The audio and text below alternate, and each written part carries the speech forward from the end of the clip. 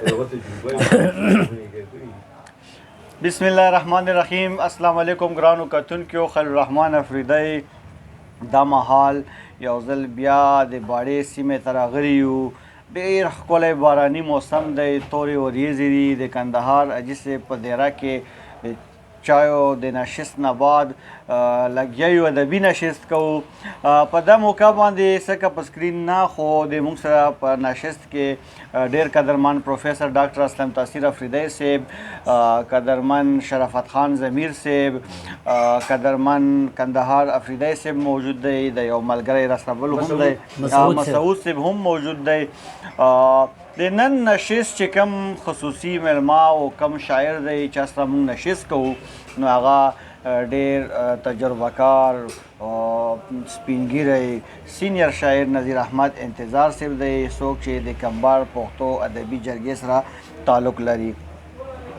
نو نظیر احمد انتظار صاحب ته په خپل پروګرام ادبي نشست کې ستړي مشي ورکړلی. ډېره مننه خلیل الرحمن صاحب. نظیر احمد انتظار صاحب، هسې خو تاسو په ادبي نړۍ کې تقریبا پورا یو زندگی تېره کړه. هر سړی تاسو په خپل تعارف سره په خپل ریفرنس را پیژني، خو که د انګار ټي وي کتونکو ته تاسو خپله پیژنګلو په دې سوال کېدو چې نظیر احمد انتظار صاحب څوک دی، نو دې جواب بیسي. اول خو زه د انګار ټي وي ډېره مننه کوم، مهرباني چې وخت یې راکو چې د خپلو ملګرو سره د خپلو مینوالو سره د خپل اظهار خیال وکړم. مهرباني به دا خو د انګار ټي وي هڅه ده چې موږ د علاقې هغه کسان چې هغوی یو زندگی تېره کړه د هغه علاقې د هغې ژبې د خدمت لپاره، هغه موږ د دنیا سره د خپلو کتونکو سره معرفي کړو. نو په هغې سلسله کې تاسو که خپله پیژنګلو وکړو، تاسو کوم ځای سره تعلق ساتو، څومره تعلیم هم کړی، روزګار هم سره، که په دې حواله د موږ کتونکو ته څه معلومات راکړو. زموږ خو تعلق لکه په غټه کې د افریدي سره دی. بالکل افریدی یم. صحیح. او بیا په قوم کې برکم برخیل یم. برکم برخیل جی. بیا په برکم برخیلو کې شیخ ملخیل یم. ښه جي. په شیخ ملخیلو کې بیا قیوم خیل یم. صحیح. زبردست. او زما د پلار نوم حاجي قوت خانو. زبردست. زما نوم نظیر احمد دی او تخلص مې انتظار دی. انتظار دی. او بس دا زما لنډه پیژنګلو. انتظار صاحب د څومره تعلیم هم حاصل کړی او ورسره روزګار ژوند دندم څه وه؟ تعلیم خو به زه دا ووایم چې هغه وخت کې په تیرا کې سکولونه وونه، نو موږ به د یو عالم نه سبق ویلو د قرآن پاک. رسمي تعلیم نه و؟ د قرآن پاک سبق به ویلو. بیا هغې نه بعد هم د فقه کتابونه وویل، بیا د پښتو کتابونه وویل. رشید بیان یو کتاب و. صحیح. نو هغې سره موږ د لیک لوست هم زده کو. او چې کله موږ پېښور له بیا راغو، نو په پېښور کې په سنګو کلي کې موږ ملګرو سره به ناسته پاسته وه، او هغې کې اکثر استادان وو، تعلیم یافته خلک وو. نو هغه یو زما استاد و محمد افضل صاحب، نو هغه نه ما ته اتمه پورې بیا سبق ویلو. صحیح. زبردست. دا خو تاسو په خبرو کې وویل چې تاسو د تیرا سره او بیا تاسو مدرسې تعلیم یا دینی تعلیم ډېر حاصل کړی. نو د دیني تعلیم نه بیا د تاسو د رجحان د ادب طرف ته څنګه راوګرځېدو؟ زه ادبي زده کړې م د چا نه وکړې؟ دا داسې کار و چې دا کله سنګوله زه راغم که نه، نو هلته یو څو کسانو چې هغوی د موسیقۍ سره هم تعلق ساتلو او شعر و ادب سره هم تعلق ساتلو. نو د هغو اجره وه، هغې کې به مونږ کېناستو. نو هغې کې لکه ابوالحسن صاحب و، نظام تصور و، جلال بیار بیار و، فرهاد علي غلام و، شیر افضل افضل و، نور هم ډېر و که نه. نو هغو سره به مونږ ناستې پستې کولو. بس د هغې نه شاعرۍ نه متاثره شو، او دا شعر و شاعري زما په وینه کې وه د مخکې نه، ځکه چې زه زما پلار به هم خبرې په شاعري کې کولې، زما نیکه به هم خبرې په شاعري کې کولې، زما چې کوم غور نیکه و هغه به هم دا چاربیتې لیکلې، خو هغه وخت کې تعلیم ونه چې لیکلې کړې یا کتابي شکل یې ورکړی که نه.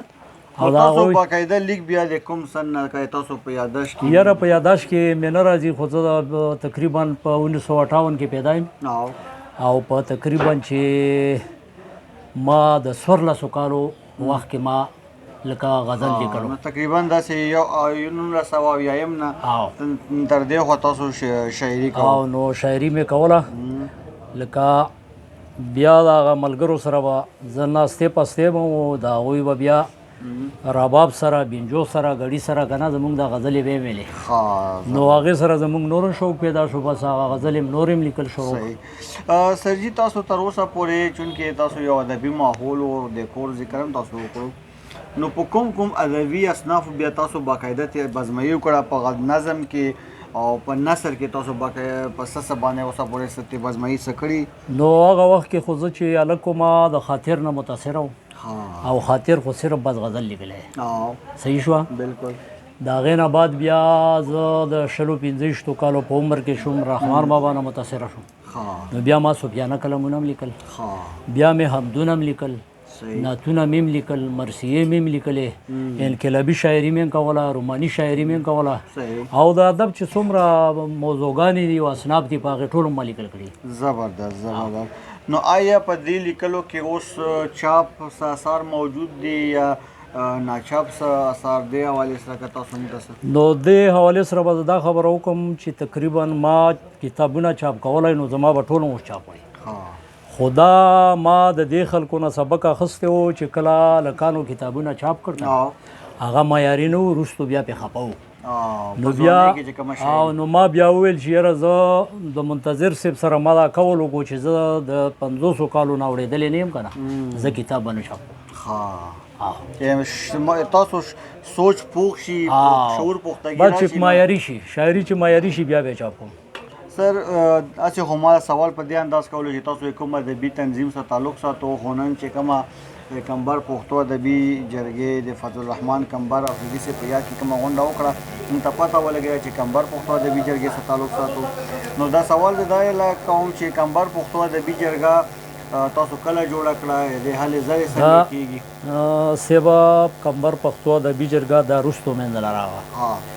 زه مخکې په سنګو کې چې کومه غونډه وه هغې کې ومه نوم مې رانهیر شو که نه او شاغرستان د هغې نه بعد بیا مونږ خیرخوا پښتو ادبي جرګه جوړه کړه نو تقریبا دې کې موږ سره 300 کسانو خیرخوا پښتو بیا دلته یو پروګرام هم دا په یاد کې کړی و کندهار حاجي صاحب هم نو تیرا ادبي فرهنګي جرګه وه هغې نوم که نه هغه هم وکړه بیا چې کله زه تیرا له لاړم په تیرا کې ما خپله غونډه جوړه کړه د خیرخوا ادبي پښتو ادبي جرګې څانګه نو هغې کې بیا د تیرا خلک شاعران وو خو په شاعري پوهېدل نه ځکه چې نه په ردیف پوهېدل نه په بحر پوهېدل نه په قافیه پوهېدل نه د شعر په ترتیب پوهېدل خو شاعري پکې وه هغه خو د ادب صلاحیت او تربیت تربیت هم هلته چې کله شروع کړو نو هغې کې ما سره ډېر هلکانو لکه ظاهر جان استاد و خدای دې وبخي پرنسپل هم و بیا دې میدان کیډټ سکول که نه هغه و را سره او ظفر نامه ده نیازي ملک لمسی دی مظفر دا را سره و بل بیا آخري کې یو استاد راغو د پېښور نه فارغ شوی او فارغ التحصیل هم و لسم تعلیم یې و عارف الله استاد و را سره زما د کلي ما سره دلاور و ناصر ډاکټر و ازبر خان و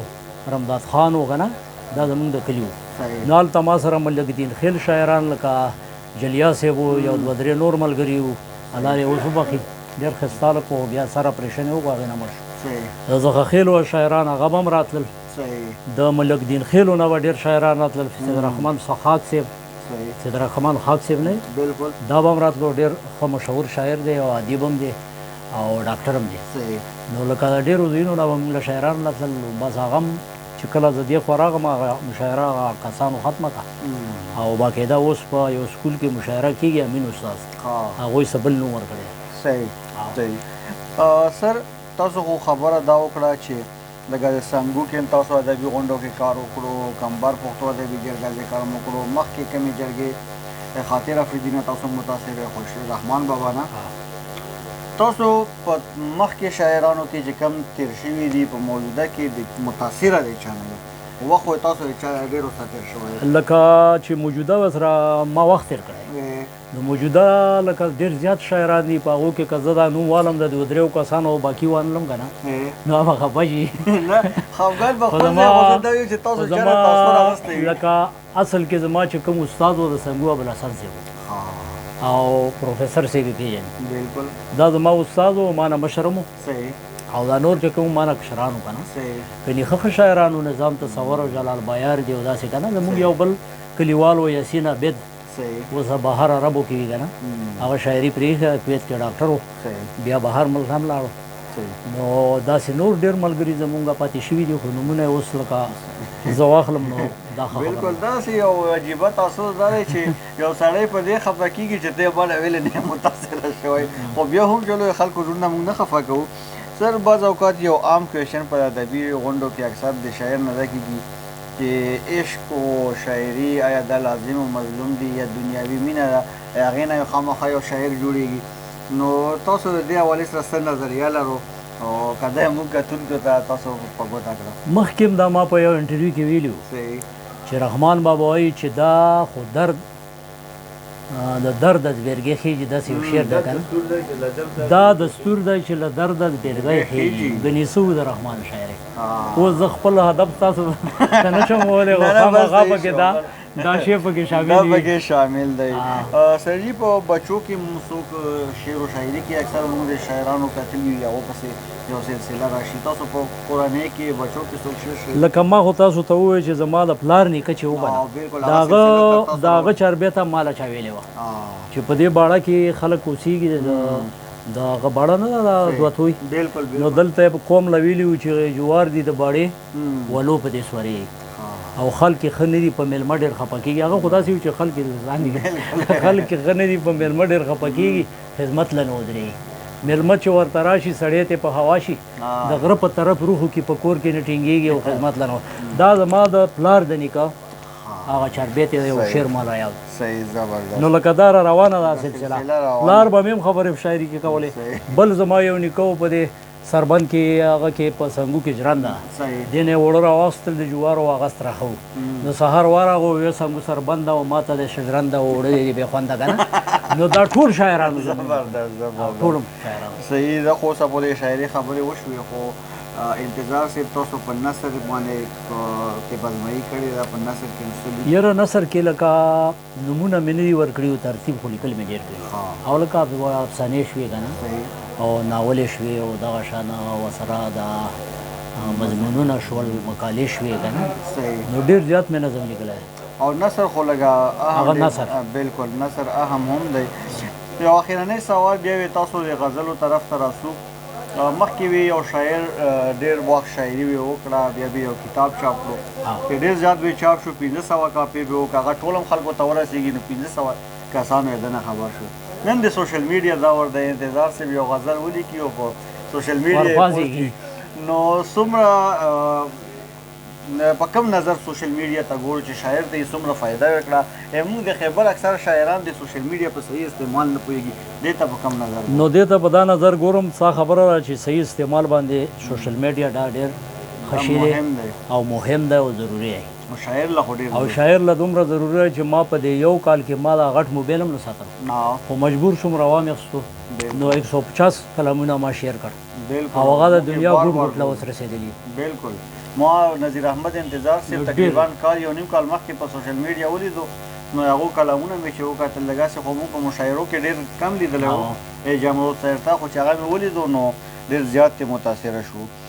سر وخت شوی دی په پروګرام کې چې موږ د انګار ټي وي کتونکو ته تاسو کلامونه واورو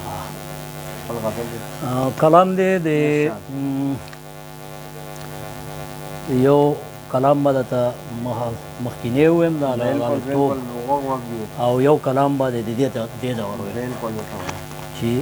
بعضې خلک کوي خبرې په هوا کې بعضې خلک کوي خبرې په هوا کې لکه ساز وهي نخترې په هوا کې او په وحشیانو کې وهم د امن چغې په وحشیانو کې وهم د امن چغې او زه شیندم ملغلرې په هوا کې او ورځ په ورځ د زمانې دستور بدلیږي ورځ په ورځ د زمانې دستور بدلیږي او اوس اشنا کېږي خبرې په هوا کې او د نفاق سیلې د چا په کور رامشه د نفاق سیلې د چا په کور رامشه ورانوي غټې ټبرې په هوا کې او زور او ضربه دې تر کومې پیرادار وي زور او ضربه دې تر کومې پیرادار وي و تار په تار به ریشي زغرې په هوا کې او د تیرا په لوړو غرونو باندې ګرځي انتظار وهي چکرې په هوا په هوا کې کې. دا خیرنۍ شعر بیا وایه ماته د تیرا په لوړو غرونو باندې ګرځي او انتظار وهي چکرې په هوا هوا کې ډېر ښه شعر دی جی یو کلام راته سرجي بل هم واورو هاي. ډېر خوند یې زوړ لکه څلوېښت کاله مخکې یو کلام ما درته ویل وکړ. چې ستا د ظلم دور دستور هغسې ستا د ظلم دور دستور هغسې او زه یم لا په عشق کې رنځور هغسې ډېر ښه. او ما درته ظلمونه ټول په ګوته کړل ما درته ظلمونه ټول په ګوته کړل او ښایه زما یو قصور هغسې هغسې ډېر ښه شعر دی. او هغه د وړاندې نظر نشه او خوند هغه د وړاندې نظر نشه او خوند نه یم لا موړ په سرور هغسې او بیا مې د زړګي حوصلې ځوانې کا بیا مې د زړګي حوصلې ځوانې کا او راوړه دیدنونه ضرور هغسې ډېر ښه. او اور د بلتانه نظیره مړ نه شو اور د بلتانه نظیره مړ نه شو بل مې د په زړه کې تنور هغسې ډېر ښه شعر دی جی ډېر ښه. نظیر احمد انتظار صاحب د انګار ټي وي کتونکو لپاره د وخت راکولو یو جهان مننه. یقینا د تاسو سره نشست ډېر زیات خوند وکړو. مهرباني ډېره مننه. کتونکو دا و نظیر احمد انتظار صاحب او یقین وکړئ ما موسم ته فکر و چې کله نظیر احمد انتظار صاحب د دویم غزل مقطع وویله نو اسمان هم ډېر زیات وغورېدو نو ما چېرې په دې مقطع باندې اسمان هم داد ورکړلو. کتونکو تر بل نشسته پورې قربا خلیل الرحمن لا د پروډیوسر حیدرودان ورکو اجازت. خاد آباد او بریالي اوسئ. مننه مهرباني.